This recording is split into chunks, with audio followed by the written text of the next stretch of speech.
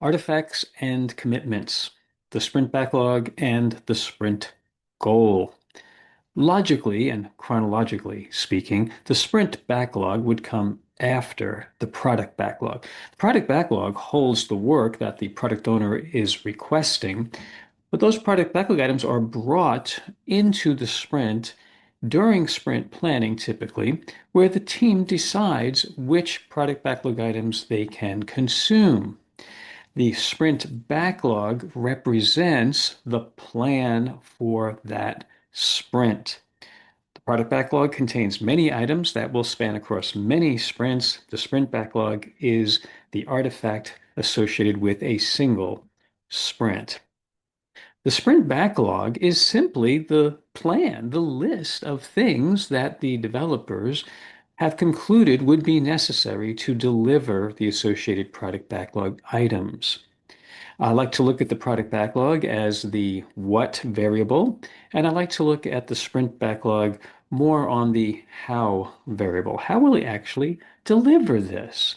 The sprint backlog is highly visible, it's malleable. Contrary to some popular belief, you can change your sprint plan during the sprint as long as there's a collective agreement across the developers and in conjunction with the product owner and scrum master that it is the right thing to do. All the while, the sprint backlog is focusing on the commitment of the sprint goal. The sprint goal is a singular objective for the sprint. Now, I know that can be challenging for some teams. For many teams, they're working on a variety of things during the sprint. So coming up with a singular sprint goal, the main objective for that sprint, can be difficult. A couple of things that I've seen to help with this is to pick what is the most important thing that we must accomplish. And therefore, we could say we recognize that we have many things we're going to be focusing on this sprint, but at the very least, we need to achieve this particular sprint goal.